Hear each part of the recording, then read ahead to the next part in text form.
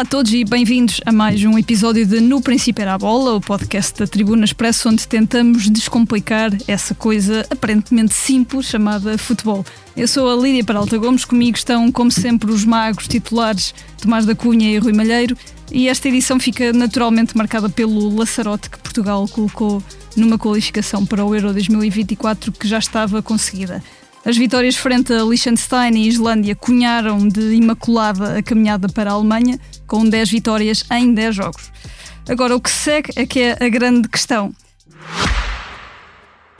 Subscrever o Expresso é ter acesso à melhor informação, a uma vasta oferta de conteúdos exclusivos e à opinião de referência. Subscrever o Expresso é tornar-se membro do nosso clube, poder ser voz ativa de uma comunidade informada e beneficiar de vantagens exclusivas. Subscreva o Expresso em expresso.pt/digital. Expresso. Liberdade para pensar. Podemos olhar rapidamente para estes dois jogos, Rui e Tomás, mas ia essencialmente perguntar-vos primeiro o que é que podemos retirar desta qualificação histórica de Portugal com o Roberto Martínez. Rui, se calhar começava por ti, não sei se queres começar, além destes dois jogos que foram dois jogos, no fundo, para colocarmos um carimbo de perfeição perfeição, pelo menos em termos de resultados, mas importa aqui mais também olhar como um todo para esta qualificação. Viva Lídia, viva Tomás, cumprimentos a todos que nos estão a ouvir. Em relação aos dois jogos, são dois jogos sem grande história. Em relação à vitória no Liechtenstein, sublinhar o facto de Portugal ter jogado com uma estrutura extremamente ofensiva, ou seja, mesmo partindo de um 3-5-2, que até foi definido pelo próprio selecionador quando falou à RTP antes do jogo, a verdade é que a equipa variou muito do ponto de vista de estrutura, por vezes até esteve perto de um 3-3-2-2, chegou até, se quisermos, quase a fazer um 3-6 do ponto de vista ofensivo. Eu creio que acabou por ser um bocadinho confuso para alguns jogadores em termos de saberem o posicionamento certo dos seus colegas de equipa. Isso também redundou em vários passos errados, mas a verdade é que o adversário era tão frágil, que depois na segunda parte, com uma aceleração por parte do ritmo da seleção nacional, da forma como circulou a bola, muito rapidamente Portugal fez os dois golos, podia ter feito mais, acabou por não conseguir. Ontem, diante da Islândia, sublinhar sobretudo uma primeira parte muito bem conseguida por parte da seleção nacional. O regresso ao 4-3-3 como estrutura base, ainda com a situação do Palhinha muitas vezes funcionar, quer a nível da construção, quer depois também do ponto de vista defensivo, como uma espécie de terceiro central, o que resultou, do meu ponto de vista, porque acabou por consentir muito pouco do ponto de vista ofensivo à seleção da Islândia quando buscou um futebol mais direto, porque o Palhinha ajudava o Rubem Dias e o Gonçalo Inácio, e depois do ponto de vista ofensivo, creio que o Palhinha acabou por ficar como elemento mais recuado, o que permitiu que o Rubem Dias e o Gonçalo Inácio funcionassem como centrais exteriores, e isso ajudou também Portugal a promover desequilíbrios. E a primeira parte foi muito bem conseguida, porque Portugal conseguiu, quer do lado do direito, funcionar com muitas triangulações, Gonçalo Inácio, Bruno Fernandes e Bernardo Silva, e eu creio que esta seleção é sempre mais forte quando junta o Bernardo Silva e o Bruno Fernandes sobre o mesmo corredor, e acabam por estar ligados ao golo do 1-0, e à esquerda, com o João Cancelo a funcionar muitas vezes como médio centro em momento ofensivo a partir da lateral esquerda, depois com combinações com o Otávio e com o João Félix, que à semelhança do que tinha acontecido no Liechtenstein, do meu ponto de vista, sentiu dificuldades em ser aquilo que se pode definir como um ala esquerdo, ou seja, ele não é um jogador para oferecer largura, é um jogador que se sente muito mais confortável quando joga no corredor central.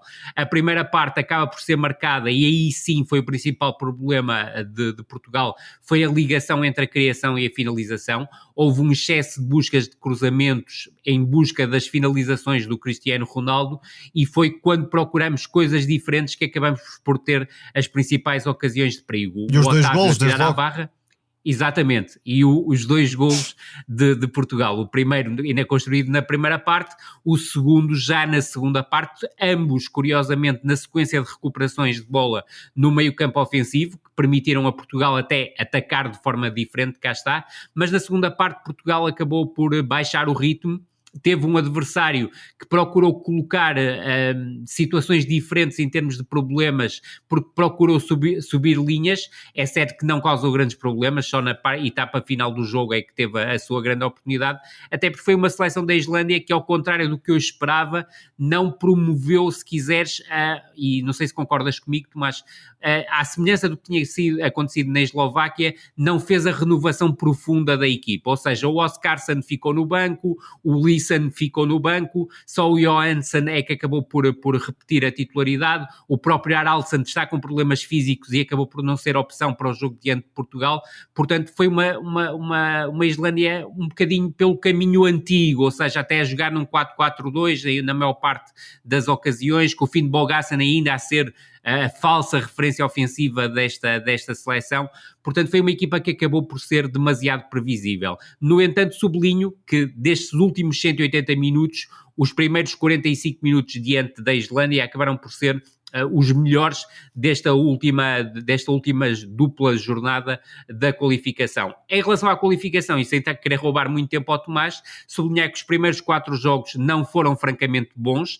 A seleção jogou nos 4 jogos em 3-4-2-1 e houve alguma estranheza por parte do coletivo em relação ao 3-4-2-1, faltou a elasticidade estrutural que o Roberto Martínez inicialmente prometia. A partir da 5ª jornada, que é um jogo claramente difícil, e estou a falar já em setembro, diante da Eslováquia, que foi o jogo mais complicado para a seleção nacional. Foi o esboço do que viria a ser sem Portugal. Dúvida.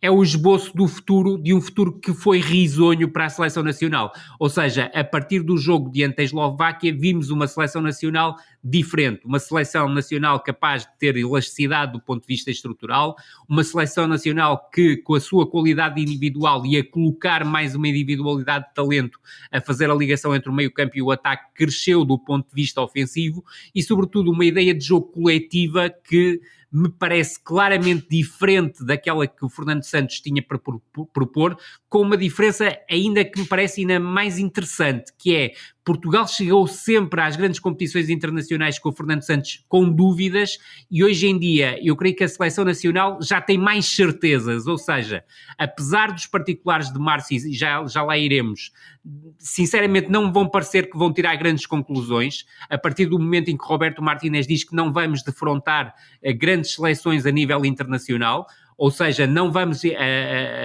defrontar adversários de topo, e eu tive o cuidado de ver com quem é que a Bélgica jogou, e curiosamente, por exemplo, no último apuramento, em março, jogou com o Burkina Faso e com a Irlanda. Portanto, se for para jogar com adversários deste tipo, exatamente, o caminho vai ser exatamente o mesmo, vão ser exercícios de ataque posicional e muito pouco mais. E é isso que indiciam as palavras do Roberto Martínez. Espero até lá que haja o bom senso de procurar contrariar e pelo menos que um adversário seja de grau de dificuldade elevado para servir como teste, para percebermos o que é que ainda há a melhorar, nomeadamente do ponto de vista do processo defensivo, que é o aspecto em que nós não fomos colocados até o momento em situações em grande aperto. Também ainda não tivemos, com a exceção da Eslováquia no jogo de Bratislava, situações em que nos fossem colocadas aperto em situações de pressão alta por parte do adversário. Portanto, não houve a questão da primeira fase de construção ser muito testada,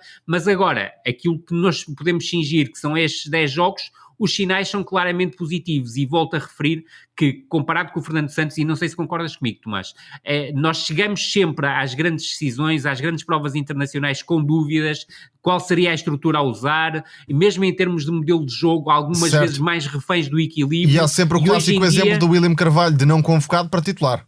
Exatamente, e hoje em dia nós já sabemos que isso não vai acontecer, portanto vai ser uma seleção muito próxima àquilo que foi em termos de modelo de jogo a partir de Bratislava, início de setembro de 2023. E esse é um sinal que me dá garantias de uma primeira fase de apuramento no europeu, em que iremos seguramente passar, porque passam os 2 primeiros de forma direta e depois ainda são repescados os melhores terceiros. Agora, ficam umas dúvidas de como é que Portugal será capaz de sobre nível competitivo, acima de tudo. Exatamente, ainda que me pareça uma coisa, Portugal só tem uma seleção neste momento acima, que é a França. A partir do resto, todos os outros adversários ou são da mesma igualha, ou Portugal está neste momento num patamar se formos olhar para a qualidade individual superior, e em termos de qualidade coletiva, dir-te-ia que não somos inferiores a ninguém em relação à França. Certo, e antes de mais um cumprimento a todos, porque é a intervenção mais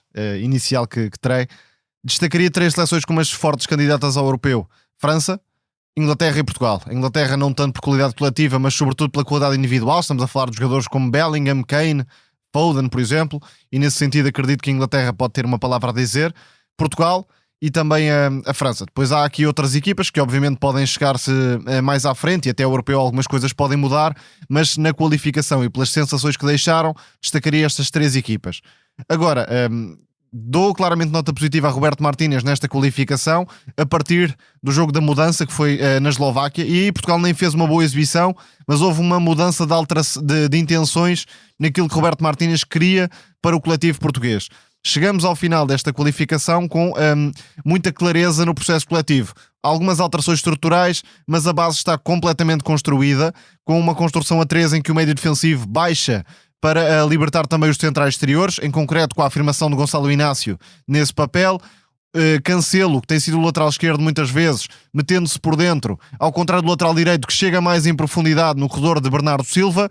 Do corredor esquerdo, o ala joga aberto, seja Rafael Leão, seja João Félix, e aqui penso que pode estar um problema para Roberto Martínez, porque creio que vê João Félix como titular. Agora, este papel não creio que seja o melhor para João Félix e para a equipa portuguesa. Se calhar um Bruma, não é? Aqui. Um Bruma em termos de características. Portanto, creio que Rafael Leão tem tudo para ser titular, estando disponível, obviamente, naquele papel. E depois, a posição que está mais em aberto é a de segundo avançado / terceiro médio, na zona central, onde aí pode entrar um Otávio, pode entrar um Diogo Jota, ou até pode entrar um Gonçalo Ramos, se Roberto Martínez quiser jogar com uma dupla de ataque, também chegou a utilizar. Mas acredito que uma versão ideal, digamos assim, pensando em abstrato, não estando aqui a colocar do outro lado nenhum adversário em concreto, poderia ter Rafael Leão aberto na esquerda e João Félix mais como um avançado ligação na zona central, nas costas de um ponta de lança. Por isso, se me permite, e até para fazermos um raciocínio, isso leva a que o lateral esquerdo muito provavelmente seja muito mais João Cancelo, é verdade, ou até Rafael Guerreiro do que Nuno Mendes. Não sei se concordas completamente, até porque Nuno Mendes, e aqui ignorando questões físicas, não está tão talhado para este papel de lateral construtor. Certíssimo. Ou pelo menos não o vimos tanto nesse papel nos anos de carreira. Curiosamente, na parte final do jogo, vimos Rafael Guerreiro a entrar com um papel ligeiramente diferente de Cancelo, chegando mais por fora até do que tínhamos visto com Cancelo. Mas é por aqui. Isto é, Portugal sabe perfeitamente como é que quer jogar e como vai jogar no europeu. E isto é isso aquilo mesmo que se poderia exigir a Roberto Martínez. Não é resultados. Claro que é importantíssimo ter 10 vitórias, mas qualquer treinador conseguiria colocar Portugal neste europeu. Tal o grupo e tal a qualidade dos jogadores portugueses à disposição. Agora, definir um caminho, acima de tudo, e ter esta estabilidade coletiva à partida para o europeu, conseguindo algumas sociedades que são muito importantes, não só no corredor esquerdo, mas sobretudo à direita. Bruno Fernandes como médio de chegada, que em certos jogos funciona como lançador, mas maioritariamente vai ser um médio de ruptura e de aproximação à área na meia-direita para combinações com Bernardo Silva.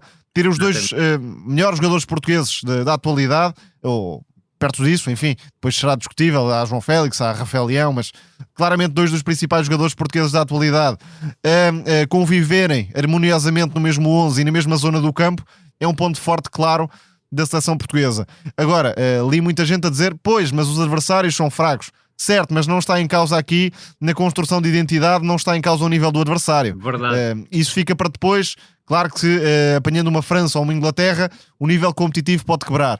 Mas não se está a falar disso, está a falar-se de um caminho definido na própria seleção, independentemente do adversário. E é esse o grande mérito de Roberto Martínez, a meu ver, nesta qualificação, não inicialmente, mas depois do jogo com a Eslováquia e em concreto a partir do jogo com o Luxemburgo. A sociedade de Bernardo Bruno, que ontem voltou a funcionar com grande mestria.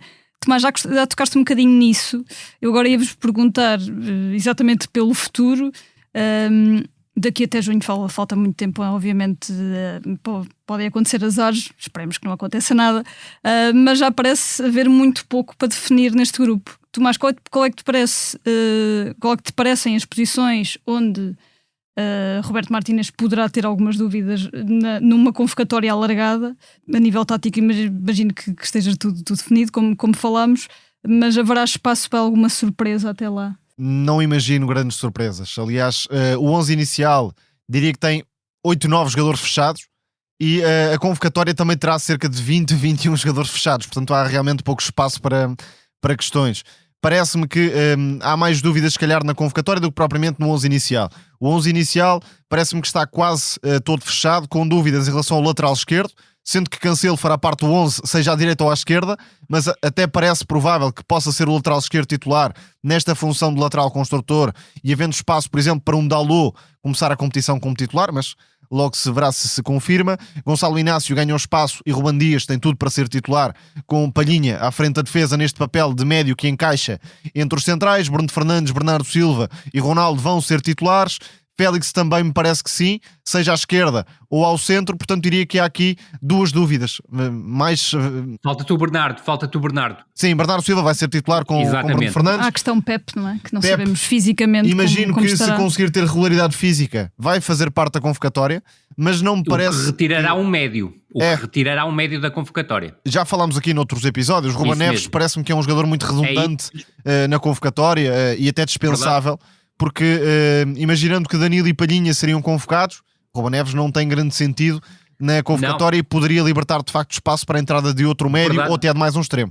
E Danilo é flexível, não é? Se for o Pep e se for o Palhinha e o Danilo, o Ruben Neves não vai ao europeu. Pois, e parece-me perfeitamente dispensável nesta altura, porque neste papel de médio que encaixa entre os centrais, o que Roberto Martínez está a privilegiar é sobretudo um jogador de posicionamento baixo, que seja útil na transição defensiva, e isso não é o caso propriamente com o Ruben Neves. Verdade, e no caso dos médios interiores, conjugando a ideia que há pouco falavas, Tomás, neste momento o Otávio e o Vitinha partem claramente à frente da restante concorrência. E o João Neves também creio que estará presente. O João Neves terá ganhado esse lugar nestes eu, jogos. Por acaso, aquilo que me parece é que se o Pep não for, o Danilo será um quarto central e um médio defensivo, e o João Neves ou o Mateus Nunes entrarão na convocatória. Caso o Pep vá ao europeu e com o Danilo no meio campo, não vai o Ruben Neves, seguramente, e muito provavelmente não vai o João Neves ou o Mateus Nunes, ou até o Renato Sanches, se quisermos, entram na convocatória dos 23, porque vamos precisar de mais uma unidade na frente, ou seja, entre o Ricardo Horta e o Pedro Neto, colocando o Bruma e o Galeno como opções secundárias, irá um jogador. Sim, creio que Pedro Neto tem vantagem nessa corrida, pelo simples facto de ser um flanqueador e não haver muitos nas opções. O Pedro Neto é o jogador que mais cria oportunidades de golo nas ligas top 5, que é absolutamente verdade, brutal. E tem aquele perfil de extremo irreverente que joga em largura, e não há muitas opções dessas no plantel de Portugal. Poderá haver Rafael Leão, que nem é propriamente um extremo puro, mas enfim, cabe naquele papel aberto sobre a esquerda que Roberto Martínez tem vindo a utilizar. Portanto, penso que ter um agitador, um jogador de banco que possa entrar em determinados momentos como Pedro Neto pode ser vantajoso para Portugal. Há aqui outras dúvidas ainda. O lugar de Totti Gomes, enfim, fez toda a qualificação com a justificação de ser um central / lateral, mas enfim, se Pep, por exemplo, estiver disponível, também pode, com Danilo na convocatória, também pode ser um jogador que se calhar perde alguma validade enquanto convocado. Creio que não tem qualquer hipótese de ir ao europeu. E as questões sendo físicas. 23, se fossem 26, admito que entrasse. Agora, nós também estamos a partir de um princípio, é que não há lesões. Se houver lesões, obviamente que aqui as prioridades acabam por mudar, mas creio que eu e o Tomás acabamos já por sim, há cerca de 21 jogadores estão praticamente fechados. Há ali a questão do extremo. Até fiz uma cábula que é Diogo Costa, Rui Patrício e José Sá. Isto não há dúvida absolutamente nenhuma. Só se algum tiver uma lesão, lá está. Verdade. João Cancelo, Diogo Dalot, Ruben Dias, António Silva, Gonçalo Inácio, mais Pepe. Depois Nuno Mendes e Rafael Guerreiro. Se falhar um deles, provavelmente abre espaço ao Nelson Ou os dois. Podem falhar os dois, infelizmente. Porque acredito que se estiverem João Cancelo, Diogo Dalot, Nuno Mendes e Rafael Guerreiro disponíveis, vão os 4. Se um deles não estiver disponível, quem entra é o Nelson Semedo. Sim. Exatamente.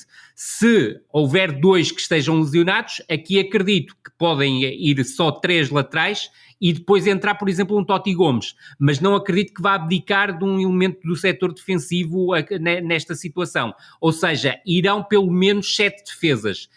Acredito que irão 8, mas à partida irão 7 defesas, e que se forem 7 defesas, o 8º será o Danilo. É verdade. Depois, se quiseres passar para o meio campo, João Palhinha, Danilo, Bruno Fernandes, Otávio e Vitinha. Depois só caberá mais um médio entre Rubem Neves, João Neves, Mateus Nunes e o Renato Sanches. Pedro Gonçalves depois, dificilmente vai ser chamado, pelo que já se percebeu. Seguramente, e seria nesta fase a seguir, ou seja, Bernardo Silva, João Félix, Diogo Jota, Rafael Leão e mais um, que será entre Ricardo Horta, Pedro Neto, Galeno ou Bruma, sendo que, tal como tu disseste, Tomás, acredito que se o Pedro Neto estiver em condições, o lugar será no perfil, nem que seja. Exatamente, se não estiver, será o Ricardo Horta, porque tem sido o jogador mais vezes ao qual o Roberto Martínez tem recorrido, e na frente Cristiano Ronaldo e Gonçalo Ramos, algo que já foi pré-adiantado. Com o Jota a fazer terceiro avançado, com um perfil diferente. Sem dúvida nenhuma. E estão feitos os 23. Sim, isto prova-nos que, não havendo lesões, de facto há pouco espaço para questões. Está aqui, já podemos Muito entregar a lista à Federação Portuguesa de Futebol. Está aqui. Aproveitem. Haja a tal situação da convocatória ser alargada para 26 jogadores, mas as últimas indicações que a UEFA deu, e também por isso Roberto Martínez, desde outubro, fala em 23 jogadores, é que a lista final voltará a ser de 23 parece jogadores. Difícil haver aqui algum tipo de, digamos, forcing individual no que falta de temporada. Por exemplo, voltando a Pedro Gonçalves, se de repente começasse a marcar golos e a fazer super exibições, não sei se não colocava alguma pressão no selecionador, mas parece-me muito difícil imaginar que algum jogador, nacional ou lá fora, possa conseguir este tipo de performance. Sim, e eu creio que mesmo os particulares de março, o único jogador que poderão trazer de novo é o Galeno. É a minha opinião, face àquilo que tem sido a comunicação do Roberto Martínez para o exterior, e o Galeno já foi falado quer em outubro, quer em novembro, e recordemos que ele veio de lesão e só jogou no último jogo pelo Parece até que se calhar entraria à frente de Bruma, se estivesse à frente de Bruma, em condições. Exatamente. Foi um péssimo timing. Seria injusto para o Bruma, diga-se. Porque apesar do Bruma estar a cair em termos de forma a nível do Sporting de Braga, toda a temporada que fez até ao momento justificava esta chamada à seleção, principalmente para este jogo. Como justificava a do Pedro Gonçalves? Eu creio que o Pedro Gonçalves teria espaço, porque a verdade é que nós fomos para este jogador, para estes dois jogos, com 22 jogadores e meio, porque percebemos facilmente que o Rafael Guerreiro só podia ter jogado 30 minutos, obviamente. Portanto, houve aqui uma situação que poderia ter sido aproveitada e não foi. E depois é olharmos exatamente para aquilo que foram os particulares da Bélgica, eu tive o cuidado de ir ver. E realmente, quando se vai jogar contra a Burkina Faso e contra a Irlanda, e já ouvimos o Roberto Martínez dizer que não vamos jogar com adversários de primeiro grau de dificuldade, não vamos esperar muita coisa diferente em termos de perfil de adversário. Pode haver aqui a possibilidade de um jogador, tal como o Tomás estava a dizer, que se o pode disparar a marcar golos, ser convocado para este duplo confronto de março, mas depois não estar na lista final. E até podemos colocar este cenário: Portugal é cabeça de série no sorteio, pode apanhar um grupo bastante acessível, e isto levaria com que o primeiro jogo mais a sério de Roberto Martínez fosse logo nos oitavos de final ou até nos quartos. Ou os quartos. Exatamente. Tal este quadro de qualificação europeia e o próprio formato da competição. O sorteio que é já agora... Esse ponto é essencial. O sorteio é já dia 2, já dia 2, sim. De 2 de Exatamente, mas só para tirar aqui uma breve passado do Roberto Martínez como selecionador belga. Ele no Mundial de 2022, os particulares de março foram aqueles que eu disse: Bélgica 3, Burkina Faso 0 e, curiosamente, Irlanda 2, Bélgica 2. Em relação ao europeu, como vocês recordarão e todos recordarão, o europeu era para ser disputado em 2020, estavam marcados os particulares de março, mas ficaram, devido à pandemia, foram anulados, e na antecâmara da preparação para o Campeonato da Europa, a Bélgica defrontou a Croácia e defrontou a Grécia. Portanto, a Croácia já estará aqui num segundo nível. Sim, e seria interessante defrontar uma Croácia ou uma Dinamarca, por exemplo. Mas, por exemplo, a Grécia já é uma terceira, terceiro escalão. Portanto, nunca houve aqui uma preocupação por parte do Roberto Martínez de colocar adversários de grande grau de dificuldade. E em relação ao Mundial 2020, os adversários que colocou como para adversários nesta fase, e porque houve Liga das Nações pelo meio, portanto não houve a fase de março como preparatória, houve uma fase de outubro, e os adversários foram a Costa do Marfim e a Nova Zelândia, sendo que o jogo com a Nova Zelândia acabou por ser cancelado. E agora, só para dar aqui o outro lado da moeda, é verdade que Portugal tem defrontado adversários acessíveis e até pode vir a calhar num grupo acessível, mas também não seria uma novidade, e não foi uma novidade ou uma realidade distante para Portugal com o Fernando Santos, e não só, termos adversários teoricamente acessíveis e sair ali uma encomenda daquelas muito difíceis. Portanto, apesar de tudo, vencer com naturalidade adversários mais fracos não deixa de ser um sinal de competência, obviamente. Sim, e é importante não esquecermos que no Euro 2016, num grupo, é verdade, provavelmente o grupo mais fácil da história, ficámos em terceiro. De Portugal nas fases finais de campeonatos da Europa, somamos 3 empates. Não é? E mesmo como a Hungria, no último europeu, é verdade que era uma Hungria muito competitiva, mas foi um jogo complicadíssimo para Portugal e não só. Complicadíssimo, verdade. Que só no final é que conseguimos resolver e voltámos a ser terceiros no Verdade. No Ou seja, grupo. a verdade é que Portugal até nem costuma ter assim tanta tranquilidade contra adversários que se defendem muito baixo, e não estou a falar do Liechtenstein, estou a falar de equipas de uma Grécia, uma Hungria, por exemplo, seleções de um nível médio, que Portugal muitas vezes tende a complicar essas partidas. No último europeu, diria que na fase de grupos, até com França, terá sido o nosso jogo mais competente. Tendo em conta a dificuldade, foi provavelmente mas, o jogo em Portugal. Curiosamente, neste europeu, dificilmente haverá a possibilidade de existir um grupo da morte como existiu nesse impossível, europeu. Impossível. E por falar em grupos e na falta de definir várias seleções, já não tantas assim. Quase toda a gente da Europa chega ao último dia de qualificação com possibilidades de sonhar, nem que seja via play-off. Aliás, agora com a Liga das Nações. Há 2 seleções apuradas, 2 seleções em play-off e uma terceira em vias de estar no play-off, que é a Islândia, porque a Bósnia e o Luxemburgo já têm o carimbo para o play-off. Via Liga das Nações, não é? Exatamente. Eu ia perguntar-vos, face ao cardápio das seleções qualificadas, não há grandes surpresas para já, tirando talvez o regresso à Albânia, que também já esteve em 2016. Ainda há uma mais por ter sido vencedora do grupo. Sim, não é? sim. Será Fernando Santos na Polónia não correu lá muito bem. Não, mas ainda podem ir, também penso que via a Polónia vai pelo play-off da Liga das Nações. Sim, diria que há mesmo 2 grandes surpresas, ou possíveis surpresas, porque a Albânia não considero uma grande surpresa, tendo em conta que é uma seleção já com um nível competitivo relativamente interessante e com alguns jogadores de Série A. Será pelo selecionador que tem, porque a verdade é que ele levava trabalhos incompetentes, trabalhos incompetentes e acaba por surgir aqui na Albânia e conseguir um apuramento histórico. Um trabalho interessante também de recrutamento de alguns jogadores com ligações à Albânia, e destaco aqui Yazir Azani, que foi um jogador, se quisermos, chamado à última e que acabou por ser uma das figuras desta qualificação para a Albânia. Mas as 2 grandes potenciais surpresas para mim são a Moldávia e o Cazaquistão. Aliás, o Cazaquistão neste momento está com 18 pontos. Estamos a falar do Cazaquistão, que antigamente perdia com quase toda a gente e de goleada. Verdade. Portanto, de facto, há ali e tem uma final. Um trabalho interessante. Uma final hoje à noite. É verdade. E a Moldávia também. Chegar diretamente ao europeu, não é? Via play-off. Exatamente. É um Eslovénia-Cazaquistão. Quem ganhar segue para o europeu. Penso que as contas da Moldova são um bocadinho mais complicadas. Vai jogar à Tchequia.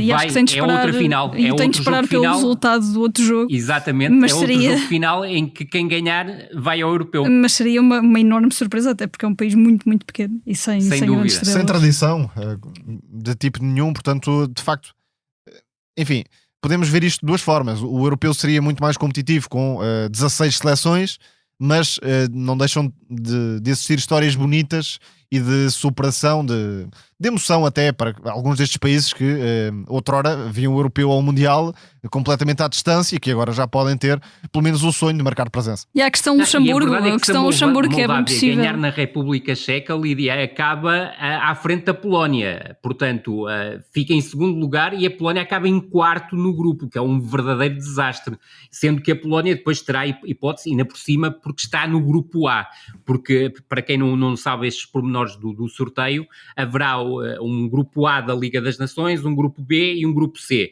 e a Polónia é para já a única seleção do grupo A que não se apurou para o Campeonato da Europa. Eu ia dizer que aqui há uns meses, quando começou a qualificação, eu e o Pedro Barata, da Tribuna Expresso, apostámos tudo que o Luxemburgo ia se qualificar para o europeu. Ainda é possível via Liga das Nações. Está no grupo C E dentro do grupo C, eu não sei se o Luxemburgo não será a seleção mais forte. Sim, temos Geórgia, Grécia, Cazaquistão. Exatamente. Pode ser o regresso da Grécia, um europeu. Não... A Geórgia é perigosa, sobretudo pela questão do Kvaratskhelia, porque está claramente a fazer a diferença. Ele não tarda e vai ser o jogador com mais golos na história da seleção da Geórgia, e a carreira internacional dele não é assim tão longa quanto isso. Tivemos a Macedónia do Norte também no último europeu. Foi uma história interessante de acompanhar. Há a Roménia, que é também uma seleção que, para quem cresceu ali nos anos 90, também divertia muito e tinha imensos 94 saudades. Exatamente, e 91 prometiam muito, depois houve aquela história dos cabelos pintados que não correu lá muito mesmo. bem. Mas de facto há aqui alguma sensação de nostalgia também com uma Roménia. Com Hagi, filho, com Hagi filho, né? Agora, Yanis Hagi. Também me parece difícil nesta altura apontar um outsider credível. Fora daquelas 4, 5 maiores seleções europeias, tenho muitas dúvidas com uma Turquia, com uma Sérvia. Não sei quem é que possa realmente fazer a surpresa e intrometer-se entre os favoritos, porque a Croácia parece já em quebra. A Turquia é a seleção mais estimulante, mas falha nas grandes competições. Coletivamente também deixa muitas dúvidas. É a seleção mais estimulante, à partida vai ganhar o grupo, mesmo havendo um Gales-Turquia na última jornada e um Croácia-Arménia, portanto a Croácia ainda poderia chegar ao primeiro lugar do grupo, mas está em primeiro isolado, e é óbvio que o particular diante da Alemanha estimula muito mais ainda... Foi uma loucura em Berlim.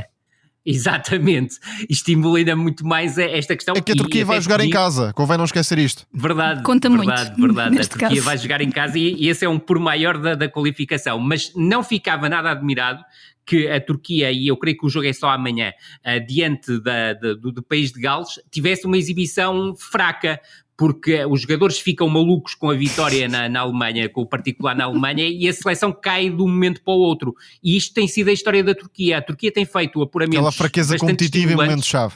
É isso mesmo. Agora, há mais qualidade nesta Turquia do que tem havido em anos anteriores. Eu creio que é das Turquias mais fortes que nós encontramos, provavelmente mais forte desde daquele período de 2000-2002. Eu creio que é a seleção com mais talento de todas, até porque surgiram vários talentos que estão cada vez mais, com mais tempo de jogo, mais experientes, e já é uma seleção que não é tão imberbe como a que esteve, por exemplo, há 4 anos no Europeu. Uma seleção que me parece que chega ao Europeu em pezinhos de lã é a Bélgica. Já destaquei aqui a qualidade do jogo da Bélgica. Naquele 4-2-4 de Tedesco, cuidado, porque o potencial ofensivo é assustador, com Lukaku, Doku, Trossard, enfim, há muitas opções para o ataque belga e tem alguma solidez defensiva, portanto não sei se a Bélgica também não pode fazer uma gracinha eventualmente na Alemanha. Sim, e tem um bom treinador, e isso também me parece importante. Acho que o que fez uma ótima sucessão do Roberto Martínez... Além de Kevin De Bruyne, nem o destacámos por razões óbvias. Verdade. Acabou por concluir a renovação que o Roberto Martínez não teve capacidade para fazer, não teve capacidade, ou se quiseres, se calhar não teve força suficiente para conseguir. Não quis afastar os estatutos. Exatamente, e o Tedesco fez essa renovação, a equipa está claramente melhor e eu concordo contigo, mas vai depender muito também do estado de forma que chega à grande competição, o De Bruyne, que será absolutamente decisivo, mas principalmente um goleador como o Lukaku, porque o Lukaku os últimos anos tem tido muitos altos e baixos, ele neste momento está numa fase altíssima, não tanto até no clube, mas principalmente na seleção, mas no clube também, convenhamos, ninguém está em grande estado de forma, mas... depende muito da sua chegada depois na altura do europeu numa fase ascendente, mas concordo com o Tomás, acredito que a Bélgica pode ser uma seleção de segunda linha, mas com possibilidade claramente também de se intrometer e criar problemas, criar por exemplo a eliminação de uma seleção como a portuguesa. O que já aconteceu com Roberto Martínez no último europeu, não é? Foi o último ar de Roberto Martínez. Exatamente. Verdade. Eu ia agora, ainda mantendo esta toada internacional, passar para as nossas rúbricas. E iria iniciar pela nossa adorada Totti ou Tote. Esta semana temos um Totti para oferecer, estamos em modo positivo. Tomás, vais entregar este Totti a alguém que ultrapassou um drama pessoal intenso para depois conseguir, de forma brilhante, dizendo assim, mostrar em campo uma enorme paixão e uma enorme força interior, até diria assim. Foi um dos momentos mais emocionantes que vi no futebol recentemente e de facto aquilo veio da alma de Luís Dias, autenticamente. Foi um momento espetacular em Barranquilha, no Colômbia-Brasil. O Brasil entrou muito bem nesse jogo, mas depois a Colômbia foi superior na segunda metade e Fernando Diniz até complicou a própria vida, por exemplo, com a retirada de Rodrigo do campo. Já tinha perdido também Vinícius Júnior por lesão, mas de facto o que há a destacar, além daquela paixão, daquela alma, daquela entrega de Luís Dias e depois da satisfação, obviamente, quase em modo de estou vivo para ver isto do pai do jogador colombiano, mas mais do que este lado emotivo, que é obviamente espetacular, parece-me que Luís Dias nesta altura é um dos jogadores mais imparáveis do futebol internacional. Tem tudo. É um jogador que em campo aberto é rapidíssimo e faz estragos. No 1 para 1 é dificílimo de travar, sai para os dois lados, tem uma mudança de velocidade muito difícil de perceber, sai como gelatina quase para um lado ou para o outro, tem golo, especializou-se nos últimos tempos nestes movimentos de cabeça agressivos, a entrar no segundo poste, é forte nas rupturas para atacar as costas da defesa. Enfim, acredito que se tivesse feito uma época anterior sem lesões, podia já estar num patamar de visibilidade internacional até maior do que aquele em que está. Convém não esquecer que na última Copa América foi o melhor jogador a par de Neymar e Messi, fez coisas absolutamente extraordinárias Luís Dias, e de facto está aqui um representante para a Colômbia poder atacar a próxima Copa América, e isso é claro, muito relevante na qualificação sul-americana. Está num nível altíssimo, porque vem aí a Copa América, e claro, as equipas estão em modo de preparação para essa competição que está já aí à porta, mas de facto nesta altura é difícil de identificar extremos esquerdos acima de Luís Dias. Diria que Jeremy Doku, Mitoma, se quisermos considerar Vinícius Júnior também, Kvaratskhelia, são estes os 5, 6 que se destacam claramente no futebol mundial, podendo juntar Rafael Leão, claro, também. E deixa-me só dizer que a segunda parte do James Rodrigues fez lembrar velhos tempos, também teve momentos absolutamente é aquele tipo de jogador que agora vai abraçar a seleção nacional neste fim de carreira, claro, para ter os melhores momentos. Sim, claro, ele pareceu muito satisfeito mesmo nas conferências de imprensa, parece mais leve, não é? Na seleção, sem dúvida, uma nova vida. É óbvio que ir para o futebol brasileiro e libertar-se da pressão que tinha no futebol europeu foi importante para o James Rodrigues, e sobretudo depois é capaz de fazer uma parceria tremenda com o Luís Dias. O Tomás tocou nos pontos essenciais das características do Luís Dias, mas esta nova especialização dele de finalizações ao segundo posto, nomeadamente até aéreas, tiram ainda mais proveito daquilo que é a capacidade de passe e de cruzamento do James Rodrigues, que é absolutamente genial nesse momento do jogo.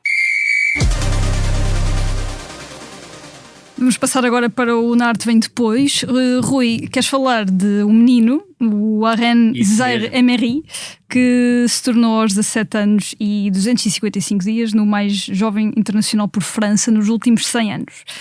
Verdade. O Aren que se tornar... aos 16 anos, só para dizer que aos 16 anos já no PSG isso também já batia recordes de precocidade, mesmo a nível de golos. Verdade, e olhando até para o passado, ele já esteve no Europeu de 2017, já parece que já foi há muito tempo, mas não, ele há 1 ano e meio praticamente estava e foi o melhor jogador do Europeu de Sub-17. Jogou contra Portugal, inclusivamente. Verdade. Não sei se concordas comigo, Tomás, mas provavelmente é neste momento o jogador nascido em 2006, ou seja, que tem 17 anos nesta altura, de maior qualidade. Completamente. E isto... Aliás, escrevi há uns tempos no X que ia ser um dos melhores médios, aliás, o melhor médio do mundo, portanto. Não tenho eu concordo inteiramente contigo. Aliás, lembro-me que eu fiz os comentários de 2 jogos da França no Europeu de Sub-17 e que considerei claramente um jogador com potencial tremendo para vir a ser uma figura do futebol mundial. E sobretudo aquilo que me parece importante é que o Paris Saint-Germain percebeu finalmente a pérola que tinha ali e está-lhe a dar tempo de jogo como titular, que era algo que lhe faltou a temporada passada e que podia ser um revés na carreira dele. E até jogava muitas vezes esquerdo para a direita e não como médio. Exatamente. E o lugar dele é claramente o centro do jogo. É ali que ele se sente confortável. É um jogador com uma qualidade de passe notável, é um jogador com capacidade de condução para até desequilibrar os adversários no 1 contra 1. Depois é um jogador inteligentíssimo a fazer passos de ruptura, descobre espaços com uma facilidade tremenda e tem aquele aporte do ponto de vista defensivo. É óbvio que nunca será um especialista do meu ponto de vista em duelos aéreos, mas é um jogador que sabe posicionar, sabe antecipar, sabe desarmar. Portanto, é um médio completíssimo. É óbvio que estou a destacá-lo num jogo em que, infelizmente para o futebol, houve um 14-0, portanto, um desequilíbrio contundente entre a França e o Gibraltar. Recorde sempre. Verdade. Infelizmente o jogador acaba por sair lesionado, o Zaïre Emery, por uma entrada completamente despropositada, mas do meu ponto de vista sem qualquer intenção, mas é uma entrada de um jogador que estava completamente perdido no jogo de Gibraltar, mas é sem dúvida um jogador que está aqui para o futuro da seleção francesa, mas eu acredito que marcará presença no Europeu de 2024. E já agora o Rui fala da lesão de Zaïre Emery. Ficámos a saber também que Gavi não vai jogar mais nesta temporada. Sim. Num jogo a feijões, e não há outra forma de o dizer, é um jogo a feijões. O calendário está muito apertado, sim, há jogos a mais, sim, quer nos clubes, quer nas seleções, e a tendência até é para aumentar, mas parece-me altamente importante que os treinadores tenham a sensibilidade para não matar os jogadores autenticamente. Porque vejamos a NBA. A NBA tem um calendário também muito sobrecarregado, mas não metemos o LeBron James a jogar à terça, à quarta, à quinta e à sexta, porque depois precisamos dele no playoff. E, enfim, é uma dose de sensibilidade que me parece altamente necessária para certos treinadores. O calendário é mau, sim, tem muitos problemas também, mas há quem possa proteger diretamente o interveniente e beneficiar o jogo e os melhores jogadores. Portanto, isto obviamente não retiraria competitividade à seleção espanhola em vez de jogar com Gavi, jogar com o Merino ou com o Fabian Ruiz. De maneira nenhuma. Até seria uma oportunidade para jogadores não tão utilizados, e agora o próprio Luís de la Fuente perdeu um dos jogadores que queria ser mais importantes no europeu à pala de um jogo que não interessa a ninguém. E provavelmente também penso que também nos jogos europeu parece-me fora de questão, e também Jogos Olímpicos. Exatamente. E há outra questão, e por exemplo Roberto Martínez também utilizou o Bruno Fernandes e o Bernardo Silva, entre outros, no Liechtenstein. Os próprios jogadores estão completamente desinteressados, vão jogar a passo, vão encolher-se numa temporada em que já fazem 70 jogos, se for preciso, e obviamente não se criam rotinas, não há motivação, não há nada. Portanto, esse argumento de que estamos a criar rotinas para o europeu parece-me completamente ao lado. E Lídia, já agora, e Tomás, e nós já tínhamos falado sobre isso, dar só uma notinha sobre o Mundial de Sub-17. Fui buscar o europeu porque estávamos a falar do Zaïre Emery. E que está a ser muito interessante. Para quem está em casa pode ter a oportunidade de ver através da RTP Play. Esta semana serão os oitavos de final e os quartos de final, e até ao momento tem sido uma chuva de talentos absolutamente notável. Posso falar de alguns... E não só das equipas europeias. Não só das equipas europeias. Nas equipas europeias destaco obviamente o Noah Darwich da Alemanha, jogador que é já do Barcelona. O Barcelona foi contratá-lo ao Friburgo no último defeso, mas depois também temos nas seleções, por exemplo na brasileira, o Estevão, que está a um nível esdrúxulo. Não é por acaso que ele é conhecido por Messinho no Brasil. O próprio Echeverri na Argentina ainda não explodiu, mas é um jogador de uma qualidade notável. Não sei se estarás de acordo comigo, Tomás, o Diarra do Mali tem sido um jogador que tem surgido a um nível altíssimo. Há também dois jogadores em Marrocos que também me parecem muito interessantes, o Amoni e o Aliar, creio que é assim o nome, o próprio Nedala na Inglaterra, que é um jogador fortíssimo no 1 contra 1, e o Diouf no Senegal, que eu creio que já tínhamos dado aqui até uma nota na semana passada. E está a ser uma competição interessantíssima. Creio que estes jogos dos oitavos de final e dos quartos de final vão ter um nível muito mais elevado do que uma primeira fase em que ainda havia... O quadro ficou espetacular. Exatamente, e o quadro está absolutamente notável, e acredito que a fase final desta competição vai ser notável, e vai ser difícil encontrar o bola de ouro, se quisermos, desta competição. Eu apontaria dada a chuva de talento. Um nome que o Rui não destacou, que é Boabré, da seleção francesa. É o meu médio preferido. Espetacular, exato. E que pode ser um jogador na linha de Zaïre Emery para os próximos anos. Sim, com se calhar um perfil mais de organizador, que na meia esquerda depois vai acompanhando a jogada, e tem muitos recursos também no último passe, no drible. É de facto um jogador sensacional, que também já fez um grande europeu. A seleção espanhola também tem muito talento, como sempre. Muito. Do Barça há vários jogadores em destaque, Cubarsí, o próprio Marco Yu, que já marcou, Pau Primo, o Yanez também está a fazer uma excelente competição, mas depois as seleções africanas são sempre um perigo, sobretudo nos sub-17, onde por vezes a supremacia física também acaba por lhes dar mais condições de sucesso. Terminado este pequeno interlúdio com o Mundial de Sub-17, que voltaremos a falar em episódios seguintes. Faremos um balanço da competição com destaque. Mesmo, de certeza.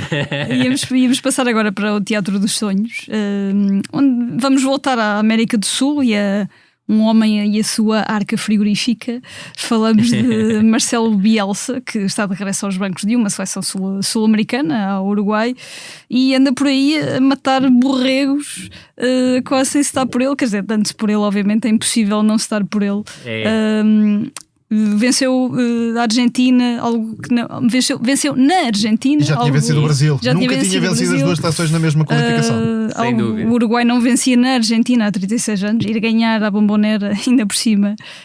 A seleção campeã do mundo. A seleção campeã do mundo com o Messi. Com o título não oficial de campeão do mundo. Mas está de volta, não é? O nosso Marcelo Bielsa, Tomás. Sim, é um treinador que marca. Por onde vai deixa marca, e acredito que possa estar aqui um exemplo que surge em repetição do que aconteceu ao Chile. Marcelo Bielsa foi o primeiro campeão do Chile que venceria a Copa América com Sampaoli. Construiu a equipa toda, lançou as bases de uma nova geração que tinha Alexis, Vidal, entre outros, e acredito que o Uruguai vai pelo mesmo caminho. Aliás, posso já dar este hot take, eu acho que o Uruguai tem fortes possibilidades de vencer desde já a Copa América no próximo ano. É uma equipa que neste momento, com o estilo Bielsa de agressividade na pressão e depois de muita verticalidade, tem os jogadores certos para a filosofia de Marcelo Bielsa. Se não, podemos olhar mais ou menos posição a posição. Na defesa tem atletas extraordinários como Ronaldo Araújo, como por exemplo o Matias Vinha, o Oliveira, outros que nem sequer foram utilizados como Jiménez. Oliveira começou central pela esquerda, jogadores intratáveis nos duelos e na agressividade que imprimem ao jogo. O meio campo, que é a cara de Bielsa, com um jogador como o Ugarte, que vai indiscutivelmente convencer cada vez mais adeptos e tornar-se um dos médios defensivos de referência no PSG, claro, e também contexto de seleção. Fez um jogaço dominador na Bombonera. Depois, com o apoio ou de Valverde ou de Bentancur, que ainda está a voltar da lesão, a crescer, há aqui médios também ideais para Bielsa, no sentido não só da pressão e recuperação, mas depois também no transporte para o ataque. O jogador que para mim marca a diferença em termos ofensivos e de lançamento de transição é De La Cruz, que por vezes guarda a bola, por vezes decide acelerar. E na frente há jogadores como Darwin, que é um atleta nato, é um jogador que em campo aberto ganha quase sempre à frente do lance. Pode falhar duas oportunidades, mas marca uma e, portanto, está ali de facto uma das novas referências. Convém não esquecer que isto tudo começou com o afastamento de Suárez, num caso muito parecido também ao que temos na seleção portuguesa e não só atualmente. Bielsa escolheu afastar Suárez, agora as provas estão aí. Está com Darwin como uma das estrelas desta geração uruguaia. Tem ainda nomes como De Arrascaeta, Bentancur ou Jiménez que podem entrar para serem importantes no futuro próximo. Facundo Torres também é um extremo muito interessante e que não tem tido assim tantas oportunidades, mas de facto é uma equipa a quem é muito difícil criar oportunidades. Aliás, nem o Brasil nem a Argentina criaram quase nada. É muito difícil furar aquela defesa uruguaia, e depois é uma equipa letal, não só na forma como guarda a bola em certos momentos, mas sobretudo como dispara em velocidade para atacar a defesa adversária. E por isso acho que é uma equipa já bastante reconhecível com o dedo de Bielsa, e isto não só do ponto de vista futebolístico, tático, mas também pelo estado de alma. A equipa acredita que pode chegar a grandes coisas, e isso no futebol de seleções parece-me ainda mais importante do que a nível de clube. E a juntar aquela alma charrua, não é? Que eles já têm eles próprios já são completamente guerreiros. Completamente. Não, e é curioso, por exemplo, olharmos para o primeiro golo e vermos a pressão que o Vinha faz sobre o Molina. Cada bola é uma bola importantíssima. É uma final. E depois consegue recuperar a bola e buscar o segundo posto, e o Ronaldo Araújo, que para mim é um dos defesas mais completos do futebol mundial nesta altura, acaba por concluir. E depois o segundo golo é o contrabalanço, ou seja, é a capacidade que o Uruguai tem para transitar e metamorfosear a transição num contra-ataque. Um passo absolutamente notável do Nicolás De La Cruz, que merece todos os elogios. Aliás, o Tomás já o tinha feito, e é um jogador que não é tão conhecido na Europa como devia, porque é um jogador claramente capaz de fazer a diferença através da capacidade que tem a nível do passe, a nível da condução, a nível do passe de ruptura, e a forma como descobre o Darwin é absolutamente notável. Gosta muito também da capacidade que ele teve, o Bielsa teve, para apostar, por exemplo, num Cáceres para o centro da defesa, um jogador que creio que é do Toluca, se não estou equivocado. O próprio Araújo, que joga sobre a esquerda, também joga no México, creio que no Pachuca, e o Pellicer a partir da direita também é claramente uma mais-valia. Portanto, foi à procura dos jogadores que considerava ideais para este estilo, e de facto parece-me cada vez menos arriscado dizer que o Uruguai tem fortes possibilidades de ir à luta pela Copa América e até só ao Mundial 2026, porque também não é uma seleção que, se chegar lá com estes jogadores já com 2 ou 3 anos de trabalho e na forma ideal no topo da carreira, não sei se não pode ser também aqui um candidato outsider. Sem dúvida, e só retificar: Cáceres América e o Araújo Toluca. Muito bem. Para ficarmos com a informação toda. E assim, com Marcelo Bielsa e o trabalho que está a fazer no Uruguai, que fechamos mais um episódio de No Princípio Era a Bola. A sonoplastia foi da Salomé Rita. Muito obrigada por nos acompanharem aí desse lado e até para a semana.